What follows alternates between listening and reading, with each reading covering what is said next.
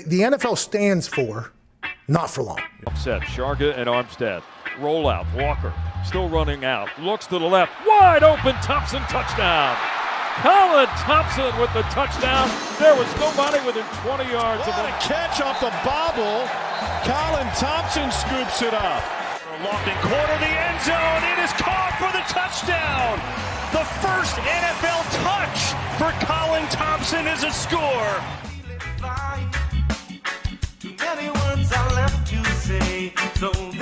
What's up, guys? Welcome back to the Colin Thompson Show. Appreciate everybody tuning in, taking time out of your day, your week, to listen to our show. A lot of fun for this episode ahead. We do not have an interview. We just have Jack in the back. Apologies to everyone out there, and especially to everyone in the women's lacrosse community and women's sports, because Jack doesn't believe in women's sports. He believes they don't exist. I mean, literally, man, you're the most you're enemy number one in the women's lacrosse world, because I would say the only women's lacrosse player that likes you is Georgia. That's fact. Because a couple of years ago, you're like, no one watches that shit. It's stupid. Or you said something like that on the show. Listen, I would like to use this opportunity, since you brought it up, to formally apologize to the women's lacrosse community. I laugh because Colin's laughing. I do mean in full sincerity. I was young and stupid for whatever my comments may have been, and I'm a full avid supporter of the community, and I think it's a great sport, and I think it's awesome. And this is a complete sincere apology on my behalf. Hopefully you'll accept it. Most of you probably won't, and that's fair. The great Jack in the back. Jack's apologies brought to you by Boiron USA. Guys, we've been so fortunate to work with these folks. For me, hopefully still playing, but definitely playing, man, this stuff was huge for me. I still use it now after lifting. Got a massage today, Jack. I finally got some body work done. Not a fun little massage where you're taking a nap. This one's like where you're crying because they're, taking pretty much a metal knife, a butter knife, if you will, and like digging it into your back so you can get the scar tissue going. So I'm going to need a little homeopathic product, a little painkiller, if you will, that's good for you, that's healthy. Homeopathy is a therapeutic method that uses natural substances to relieve symptoms. It derives from the Greek word homeo, meaning similar, and pathos, meaning suffering. Homeopathy is operates on a like cures like principle that has been used for over 200 years. It continues to be confirmed by all people in pharma and clinical studies. Boiron, guys, they use a flower for their pain med. All this stuff out there now, it's got all this stuff in it. You constantly hear now on Instagram and all these Twitter, you're hearing all these different people talk about toxins here, toxins there, toxins free. We love using BoironUSA.com. Arnicare, their products are fantastic. I'm a little stuffy today. Going to take their capsules for their allergy stuff. Awesome. Feeling sick. You're feeling tired. Upset stomach. They have something for everybody. I'm a big fan, like I talked about on the show, the cream for your hands when your hands are sore, like mine are, for constantly lifting, redoing the backyard. Jack's a big lawn mowing guy himself. So check him out, guys. BoironUSA.com. The best product on the market when it comes to just natural product and making you feel better instead of taking some pill where, it's got a million different things on the back of the label. This is pretty straightforward. Check them out. BoironUSA.com. Partner of ours here at the Colin Thompson Show and Not for Long Media. Jack, how are you doing today, my friend? What do you got going on this weekend? Nothing, just working. Nothing really interesting going on here. I won't dull the airways with nothingness. Maybe stare at a couple ceilings. Just lie and say I got a packed weekend.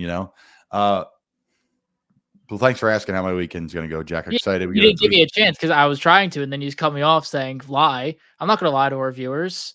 I just tried to do a full, sincere apology, and you want me to lie? That immediately discredits that. Yeah, that's true. Well, we got the baby shower here this weekend.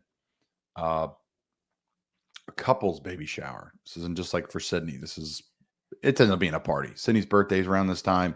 Father's Day, baby shower. It was the same thing last year. A bunch of people coming over. Is it a double baby shower, Father's Day, birthday party? No, it's just like a co-ed baby shower. Okay. So it's a party, essentially. And that's what we call a party, Jack. A party. So everything's excellent. Really excited for that this weekend. Lots going on in the NBA playoffs. Board Fest in the finals. Great job, 3-0. Celtics, they'll probably close that out on the road in Dallas tomorrow night. And another boring product by the NBA. NHL 2-0, but man, impressive series by both Edmonton and Florida. There's some travel issues getting into Edmonton from Florida. So that's a whole nother drama piece there. Haven't watched a ton though. Just it's so spaced out because it's so far away. Neither here nor there. That's why Jack and I are not here today. Why are we here today, Jack? We got your favorite, just ridiculous rankings. That's what we have. Of course. We got a couple of rankings to get to. I don't know what you wanted to do first. We had to talk maybe some extracurriculars and uniforms, the new kickoff rule, just general offseason additions if time permits. I'll let you, since you're the NFL player, you can jurisdict what you want to talk about first. Yeah, well, I mean, everything we do here is brought to you by the Fudge Kitchen, Jack. Shipping fudge and sweet treats across the country, fudgekitchens.com. I think the best way to do this, Jack, is we get to start with this new kickoff rule. I don't think people understand the impact of this new kickoff rule. It's going to have major impact because of field position now is really going to be easier to get. Before, people boomed out of the back of the end zone, or the kickers were so talented they were able to put the ball in certain locations where returners really couldn't return it.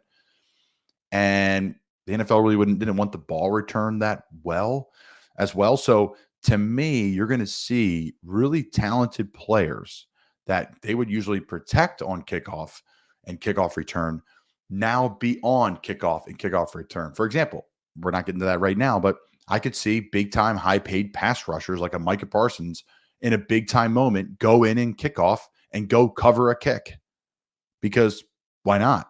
Now they're going to have the best players on offense with the ball in their hand back there.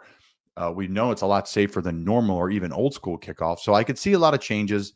I see a lot of different things happening when it comes to personnel wise. You're going to see some guys go back there that are stars and return kicks, and you're going to see guys cover kicks that are stars. It's not talked about, but this is not going to be a time for you to go up and go to the bathroom.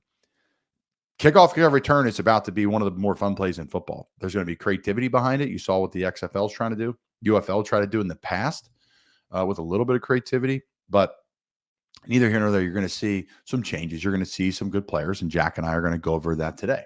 So we just went through and we said, okay, what are some guys that we're going to see? We're going to NFC today. Next show, we'll go AFC. Jack, let's start in the NFC East. I'll go first. We're going to go team for team here quickly and just briefly touch on the guys that we think are going to be returning the football and kickoff return this year. And I think teams would be really scared of it. Start with Dallas. CeeDee Lamb goes without saying. Short air quickness, super talented, really good player. I think someone that you're not talking about could be Trey Lance. They're not going to cut Trey. They traded for him. He can run. He has ability to throw. I see some trick plays coming in with him. Maybe him and CD are back there. They throw it to, Trey gets the ball. He flips it across to CD. You get CD in space. That's a win. And then Trey's a big boy and can run the football well. And they need to get some use out of him because he's not going to play quarterback, at least by Dak standing upright. So I like that for Dallas. Eagles. I mean, I got Saquon Barkley as one of the best players in the league this year. I think he is going to be an MVP candidate. And I think, Saquon Barkley is someone who's going to be dominant on the kickoff return game when they give him a chance. I think, obviously, A.J. Brown, too. That guy's built for kickoff return. He's almost like a running back playing receiver. He's that stout. So I like both those two, Saquon Barkley and A.J. Brown. The Giants, I like Neighbors. I like Singleton. The Washington Commanders, Austin Eckler is perfect, shifty, smaller, hard to tackle. But another sleeper, second, third string quarterback, Jeff Driscoll. I played with Jeff at the University of Florida. Jeff is super fast and a great athlete, very strong, and has a great arm. So I could see maybe they use him in there as like an H-back, running back, guy who can throw, because Jeff has that type of ability. Jack, what do you think? NFC East teams, returners. Yeah, I think for the Giants, the one that really came to mind because he returned punts in college, Tyron Tracy, the running back rookie. I think he's somebody to watch for that team. He's pretty much the main one I have for New York. Dallas, we actually had John Fossil on Ross Tucker Football Podcast right after the kickoff got announced. I thought I liked football. That, man, I never see somebody so passionate and excited about something. I mean, he had mentioned Micah Parsons. We went viral because Micah Parsons was lobbying to be a kick returner at multiple points. I think he's obviously the big, what if you put Micah back there? But like you said, I don't really think you're going to see a lot of these big names back there unless it's a very crucial situation. I disagree. I think that's where we're actually going to see big names back there, Jack, because now, why not? Like, why not? These guys aren't getting a head start. Before, like, these guys would get like a 40-yard head start, and then like your best player could get decapitated. Now, like, if you look at the tackles, they're all like kind of wrap up around your knees. So, and I'm not saying you're wrong, but I'm saying I think you're going to see better players get out there and get more cracks to maybe create a spark for a team. I think we're going to see a little bit of that. Yeah, I mean, my kind of reason is more of a like getting a breather, like something you would almost see in like high school football is like a lot of these guys like that would play two ways, like they would get their breathers on kickoffs. You worry about in certain situations if you're putting, we'll use for example Micah back there. Do you want to waste Micah's energy on a kickoff, or do you want him getting another full pass rush against the defensive end on a crucial first, second, third down in the late fourth quarter? That's where I sort of see it. So for Dallas, I mean, this is team. I mean, I think Deuce Vaughn. It's just like he's really, I mean, like he's fast, but he's also super small. I think that works to his advantage tremendously, especially in a situation like kickoff. Philadelphia, I mean, they got John Ross. I mean, that's not really a sneaky hide to have the fastest player in football as your kick returner.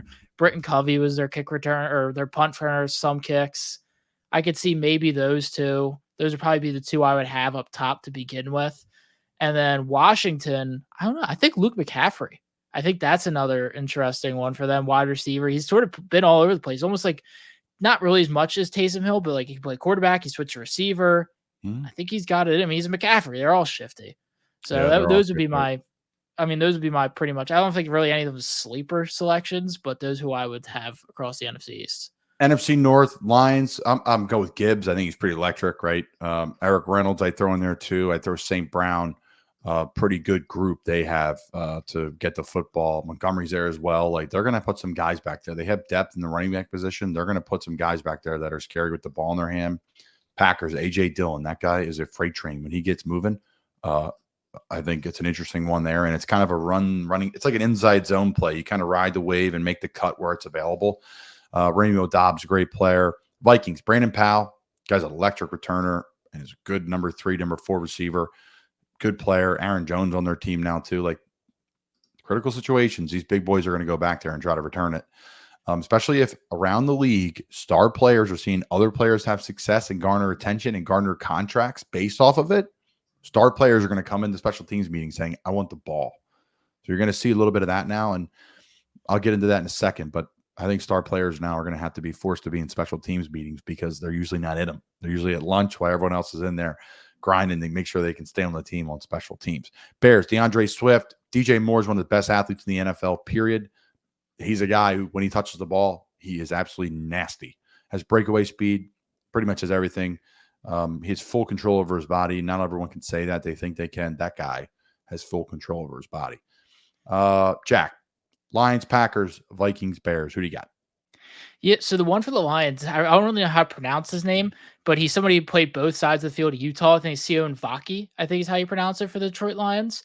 He's somebody that I would really kind of be curious to see how he does in a situation like that. Like the thing I'm sort of going for with this is versatility. Guys, I think it's sort of a very unique position. You could, like we've sort of mentioned, you put so many different varieties of guys back there. That's who I would put for the Detroit Lions. For the Minnesota Vikings, I mean, I'm looking around, nothing really. I mean, I think Ty Chandler, the speedy running back, I think that's a name you could watch there.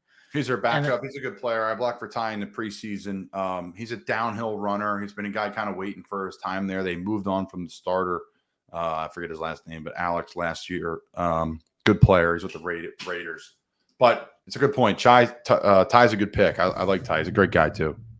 Yeah, I feel like Nixon is pretty much in Green Bay. I mean, he was all pro. I'm pretty sure now Pro Bowl or whatever, kick returner for Green Bay this past season. I feel like it's sort of obvious they're going to go back to him. I mean, if he's good in that situation, he's going to be even better in this situation. Chicago, I think you've raised a good idea with DeAndre Swift. I think he's somebody that can be really flashy back there. That would probably be my pick there. I mean, the receivers really aren't like speedy. DJ Moore is sort of a speedy guy, but like Keenan Allen, Rome Odunze, like they're not fast guys. Yeah, they're like receivers. It's like kind of like Marvin Harrison Jr. I was like, I mean, they fly. Don't get me wrong, but it's like a different type of running. This is like they're route run. Like, yeah, they're elite route runners, catcher. Like they're not really known for their speed, like a Tyreek Hill type of player. So that's who I would have. It's built for defensive players. You know, I mean, it's built for as my battery's dying here. It's built for running backs. It's like those type of guys. The running backs are the smaller wideouts. Like I'm gonna go on a rant here at the end because I don't want to bore people with it. We got to keep the list moving, but as my freaking battery dies out of nowhere, fully charged, I don't get how that's even possible. But we move on. Jack in the back. Obviously not fully charged if it dies. Okay. NFC South, moving along here. FudgeKitchens.com. Check them out, guys. They ship fudge. They'll bring Jersey Shore right to your window, right to your door if you can't make it, Jack. FudgeKitchens.com. Ship fudge, sweet treats, saltwater taffy, chocolate covered pretzels right to your door. Check them out. NFC South, Bucks. Sterling Shepard, a guy they just brought in from the Giants, had injury history. I played with this guy with the Giants. He's a beast. Short area quickness, toughness. If he didn't have injuries, this guy is a perennial Pro Bowler, in my opinion. And I think Vita Vea. Listen, Vita Vea is 350 pounds. No one wants to block Vita Vea. Nobody.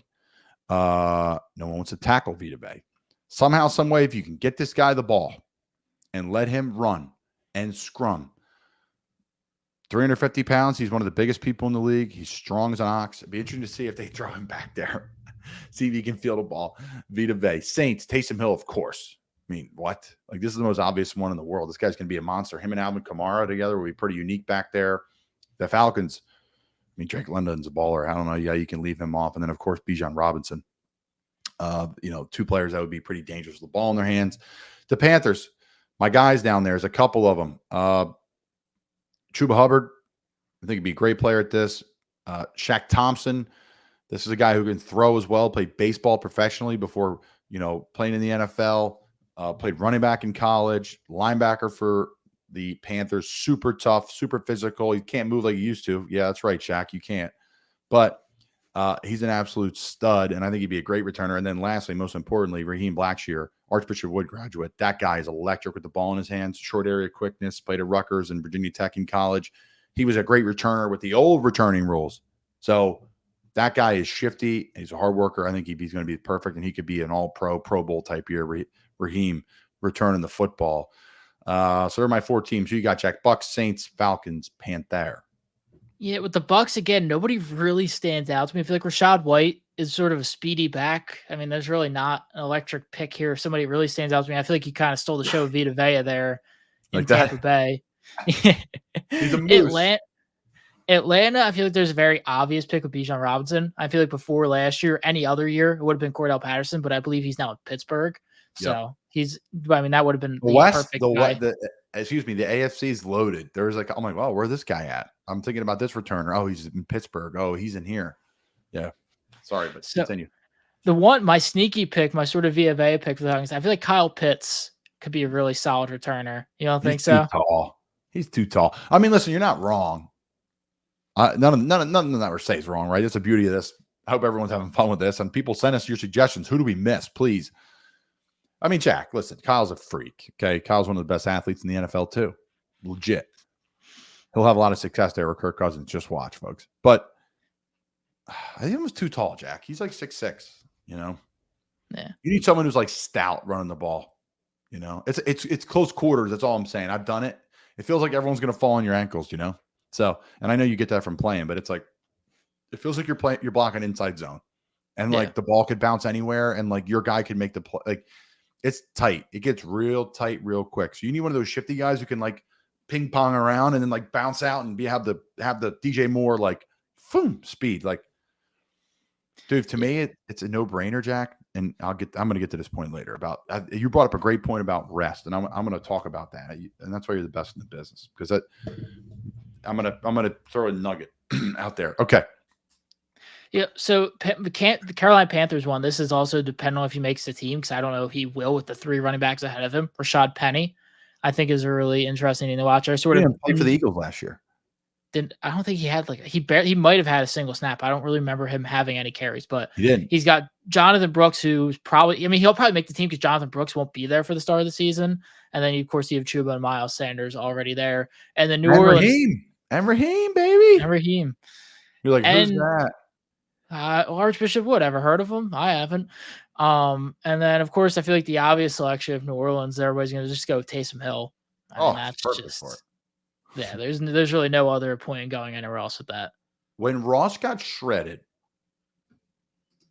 for saying Taysom Hill is one of the best players in the history of the NFL. That is fact. And I've got a clip about it too. That's fact.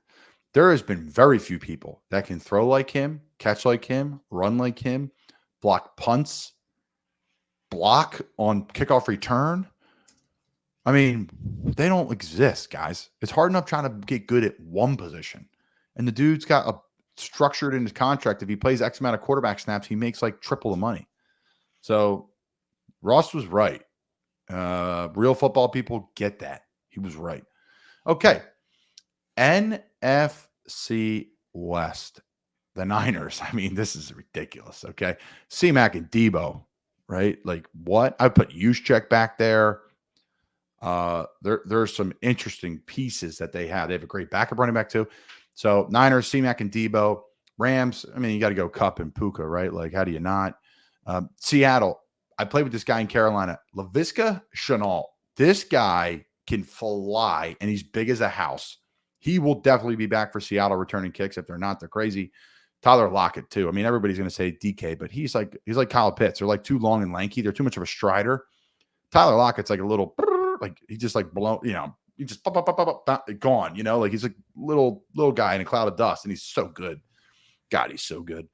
So I like Lockett there. Arizona, Budda Baker. This guy's a missile, okay? A missile at safety and one of the best players in the league. So I give him the ball. Screw it. Budda's been there a while. He stayed loyal. Give him the ball. James Conner, great player, cancer survivor. Shout out to Pitt. Shout out to the Steelers. Shout out to Arizona Cardinals. Guy's a good player.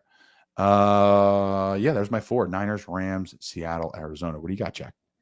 For the Rams, Boston Scott sort of seems like a sort of under the radar top choice there. Again, sort of fits the mold we talk about. Short, quick. Perfect build. Sorry, Jack. Yeah. Arizona.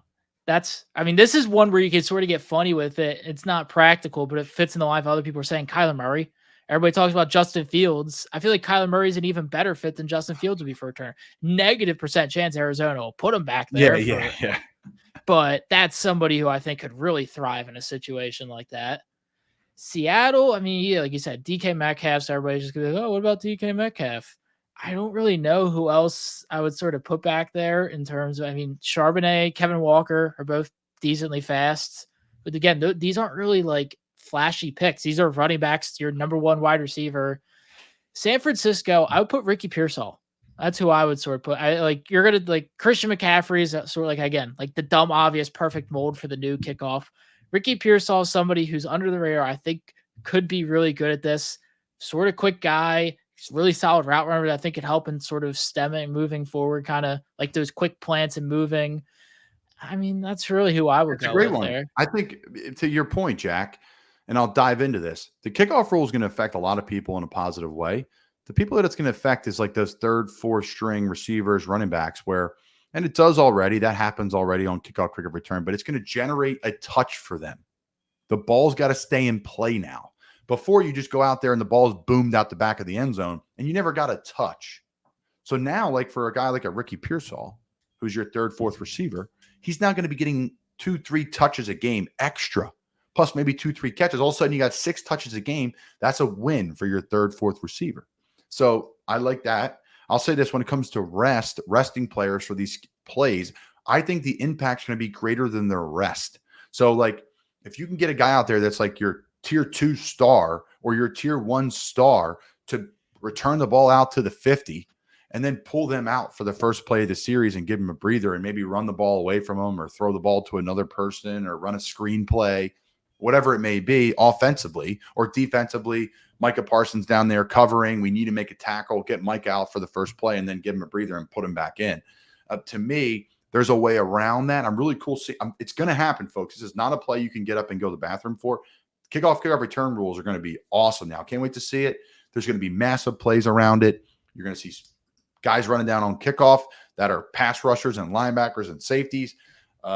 In a way different fashion. You're going to see offensive linemen on kickoff return. You're going to see the roster used differently, which is really cool. We'll have roster implications. Holy cow, Jack. I can't say it today. Implications. Roster implications. Holy cow. It will have roster implications. So I'm excited for it. I know it's kind of a BS thing that fans aren't talking about, but I'm passionate about it. It's our show. We're going to talk about it. I think it's something that's going to come up, and I don't know, maybe we'll say we're the first to talk about it. All right, buddy. Lastly, let these fans go. Get them out of their boredom. There's, it's just that time of year in sports. Baseball's boring. It's just like, oh my God. The NBA playoffs, shocker, boring. NHL playoffs, awesome. Okay. Jerseys, Jack. Let you go first. Start with 5, work down to 1. We went NFC jerseys here. I had to give it to Jack. I had to give Jack a jersey. He loves jerseys. Next week, guys, we're going to go down like best free agent acquisition, like coaches, like worst departure. We're going to go through all this different stuff and break down these things for you guys. Yeah, it sort of stinks because, I'm going by full sets here, not specific jerseys. The NFC is certainly far weaker in the uniform category as it compares to the rest of the league. The AFC. I feel like there's a lot of bottom tier jerseys, most specifically the NFC South. I'm sorry. I think they're all out of one who's actually a top team here are in massive need of an overvamp or revamp. Some of them not specific. Saints just need a couple touches. But anyways, number 5, I got the Green Bay Packers. Again, you're going to sort of set the theme here. It's traditional, unique color palette. It's literally not changed. The entire rest of the NFL is a different uniform template than the Green Bay Packers, who have used the exact same one because they don't want to change anything for the last 15 years since they switched to Nike. 4, new uniforms, the Detroit Lions. I really liked how they sort of went with a modern rendition of the Barry Sanders uniforms, brought back that sort of, they always had the Hawaiian blue, but it's a bit brighter now. They revamped the black jerseys. I really like what they did there. Block numbers. 3rd, I got the Philadelphia Eagles. Everybody really didn't like. I feel like it's not really talked about much how the midnight green uniforms were really not liked for a long period of time. Up until they won the Super Bowl, everybody was very, very much ready for them to move to Kelly Green full time. And I think they still would be, but they're very much more receptive to the midnight greens nowadays. And I think having the Kelly Green as an alternate helps. 2, another traditional look, Dallas Cowboys. Just that white and blue. The navy ones are okay, but I really like the icy whites. But it's just that they've worn that for 50 years now. Outside of having the different helmet that they use as an alternate, the red, white, and blue. And then number 1, I've got the Tampa Bay Buccaneers. They went going back to that old early 2000s look, modernizing it a bit. The pewter jerseys, the orange creamsicles, it's perfect across the board. I love every single one of them. I think the reds are awesome. I really like the helmets, the big, big logo on the side of the helmets. That is my top 5. I like it, Jack. That's a really good top 5. So for me, the Bucks, I'm going to go with the Bucks red jersey at 5. I'm going to go with the Niners red at 4.